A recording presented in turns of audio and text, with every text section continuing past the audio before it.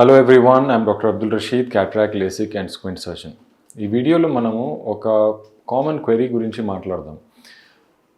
Cataract surgery తర్వాత lens మార్చుకోవచ్చా? ఈ క్వశ్చన్ ఎందుకు డిస్కస్ చేస్తున్నానంటే చాలామంది పేషెంట్స్ మా దగ్గరికి వస్తారు. వాళ్ళు వేరే ప్లేస్లో సర్జరీ చేయించుకుంటారు అండ్ ఫర్ సమ్ రీజన్ వాళ్ళకు అవగాహన లేకపోతే ఫర్ సమ్ రీజన్ వాళ్ళు ఒక లెన్స్ వేయించుకుంటారు. తర్వాత మా దగ్గరికి వచ్చి సార్ ఇప్పుడు మాకు ఒక మంచి లెన్స్ వేయండి, మల్టీఫోకల్ లెన్స్ వేయండి, ట్రైఫోకల్ లెన్స్ వేయండి, ఈడాఫ్ వేయండి, మాకు అప్పుడు అంత అవగాహన లేదు, లేకపోతే అప్పుడు అంత ఎఫర్ట్ చేయలేకపోయాము అని.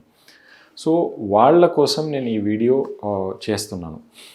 You have to understand one thing. Cataract surgery తర్వాత మనం లెన్స్ ఏదైతే ఇంప్లాంట్ చేస్తామో అది ఒక బ్యాగ్లో ఇంప్లాంట్ చేస్తాం. అంటే శుక్లం అనేది ఒక బ్యాగ్లో ఉంటుంది.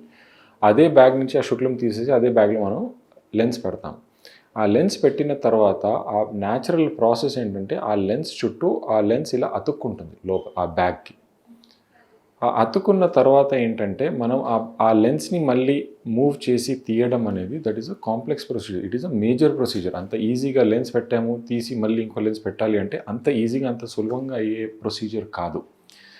బట్ ఒకవేళ సర్జరీ అయ్యి జస్ట్ వితిన్ 1 month అలా వచ్చినప్పుడు ఏంటంటే ఆ అడ్హెషన్స్ అతుకునే ఆ స్ట్రెంగ్త్ అనేది అంత ఎక్కువ ఉండదు. కాబట్టి పాసిబిలిటీ ఉన్నప్పుడు ఆ లెన్స్ తీసి మనం వేరే లెన్స్ ఇంప్లాంటేషన్ చేయొచ్చు. ప్రతిసారి మోనోఫోకల్ లెన్స్ వేసి మల్టీఫోకల్ లెన్స్ వేయడానికి అక్కడ కుదరదు. కొన్నిసార్లు బ్యాగ్ కాంట్రాక్ట్ అయినప్పుడు ఏంటంటే ప్రాపర్గా సెంట్రేషన్ అవ్వడం కుదరదు. టోరిక్ లెన్స్ వేయాల్సి వస్తే అప్పుడు అలాంటప్పుడు సెంట్రేషన్ అనేది లేకపోతే అలైన్మెంట్ అనేది కుదరదు. So what I'm trying to say is, కొంతమంది మా దగ్గర కూడా సర్జరీ చేసినప్పుడు వాళ్ళకు ఒక డౌట్ ఉంటుంది. సార్ ఇప్పుడు అంత మనీ లేదు, ప్రస్తుతానికి ఈ లెన్స్ వేసేయండి, తర్వాత వేరే లెన్స్ వేయించుకుంటాం, మార్చుకోవచ్చు కదా. So this thought process is absolutely wrong. ఎందుకు చెప్తున్నాను అంటే ఇది ఒక మేజర్ ప్రొసీజర్. మనం నార్మల్గా కాంటాక్ట్ లెన్స్ పెట్టి తీసేసే అంత సులభంగా ఉండదు.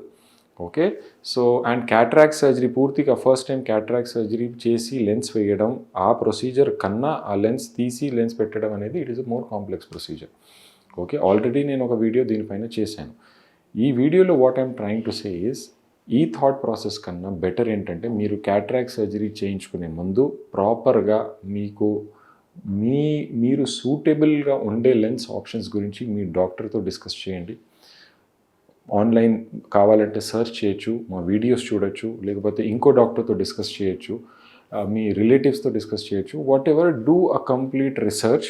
మీకేమైనా డౌట్స్ ఉంటే డాక్టర్ని అడగండి. ఏ డాక్టర్ అయినా మీకు సమాధానం ఇస్తారు, డీటెయిల్గా డిస్కస్ చేస్తారు.